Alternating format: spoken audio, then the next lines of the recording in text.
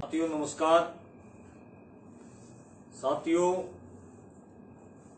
जो टिकरी धरने के ऊपर जो कल जो घटना घटी है, वो जिस रूप में सरकार और सरकार के जो कार्यकर्ता हैं, प्रशासनिक अधिकारी हैं, इसके अलावा जिस प्रकार से मीडिया जो जिसको कहूंगा कि जो मोदी मीडिया या मोदी मीडिया जिसको कहूंगा, जिस प्रकार से उस घटना को एक आत्महत्या की घटना को जिस प्रकार से मर्डर साबित करने पे तुली है, उस विषय में कुछ सूचनाएं मेरे पास हैं, वो साझा करने के लिए आपके साथ लाइव हुआ हूं।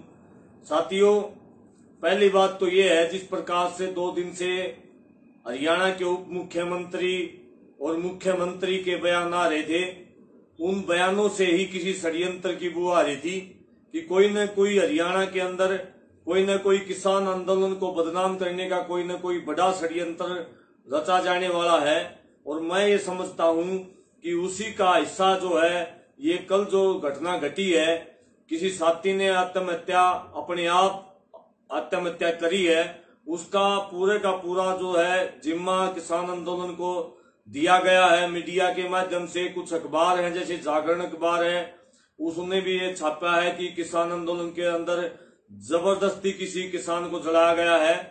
साथियों, लेकिन ये बिल्कुल भी सत्य नहीं है। सच्चाई ये है कि वहां जो एचपी का जो पेट्रोल पंप है, उस पेट्रोल पंप के अंदर से उस मुकेश नाम के साथी ने अपने आप से पेट्रोल लिया है। और वहां का जो प्रत्यक्षदर्शी था भाई पारस भाई, जो एक कोई कलाकार है, पंजाब का गायक कलाकार है, उस प्रत्यक्षदर्शी ने बताया कि हमने जब ये उस जलते हुए आदमी को देखा, तो बल्कि आंदोलनकारी कुछ महिलाएं वहां खाना पका रही थी। उन खाना पकाने वाली महिलाओं ने उन साथियों को कहा कि कोई आदमी जल रहा है, उस आत्महत्या का प्रयास कर रहा है, तो मरते हुए को बचाना मैं समझता हूं कि सबसे बड़ा मानवता का धर्म है।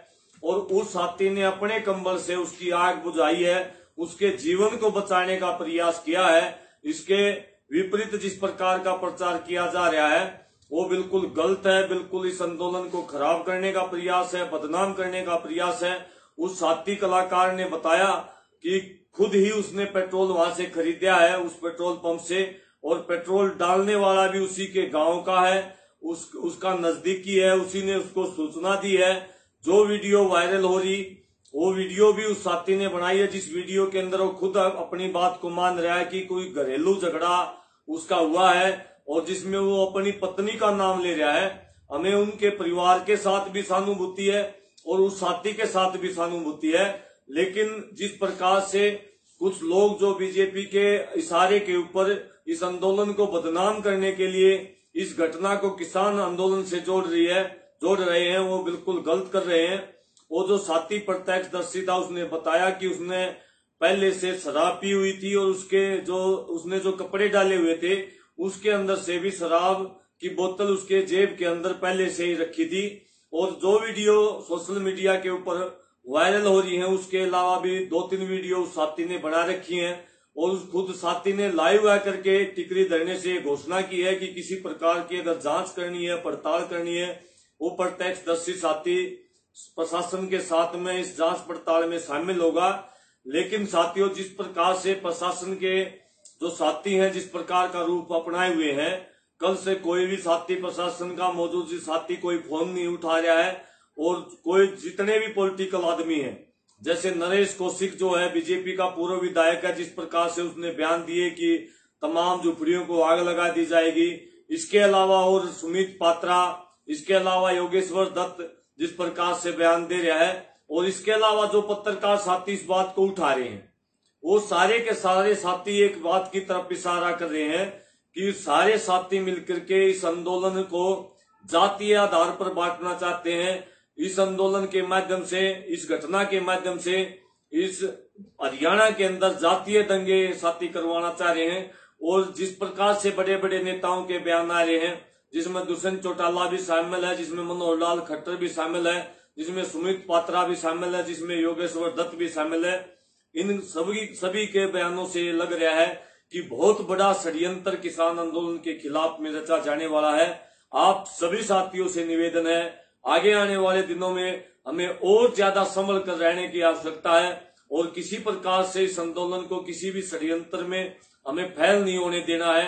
एक एक साथी की जिम्मेदारी बढ़ती है कि अपने आंदोलन के समर्थन में सोशल मीडिया का जो प्रयोग है पॉजिटिव दिशा में हमने करना है और इन बातों को ज्यादा से ज्यादा लोगों तक पहुंचाएं, क्योंकि जिस प्रकार से जो सोशल मीडिया के ऊपर जो बड़े बड़े चैनलों के ऊपर बदनाम करने की कोशिश कर रहे हैं, अखबारों के अंदर हेडलाइन लिखी गई है कि किसान आंदोलन के अंदर जला करके किसी साथी को मारा गया है, ये बिल्कुल झूठ है, फरेब है, ये सरकार का षड्यंत्र है।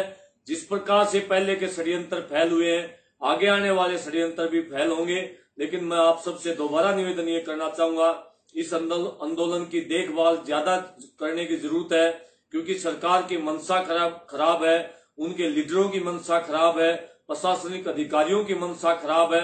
वो अपने कार्यकर्ता भेज रहे हैं इस आंदोलन को तोड़ने के लिए, बदनाम करने के लिए।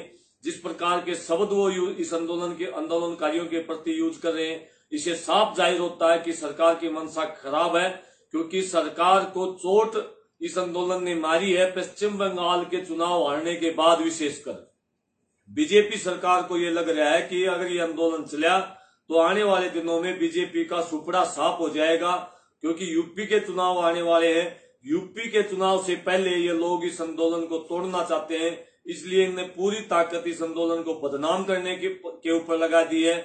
जगह जगह झूठी पंचायतें की जा रही हैं। कोई लोकल गांव आंदोलन के खिलाफ नहीं है। इनके अपने कार्यकर्ता हैं, इनके अपने जो आरएसएस के साथी है वो लोग हैं जो इस आंदोलन के प्रति गलत भावनाएं रखते हैं, पंचायतों का झूठा नाम लेकर के इस आंदोलन के प्रति दुष्प्रचार कर रहे हैं। लेकिन हम सब ने मिलकर इस आंदोलन को जीतना है।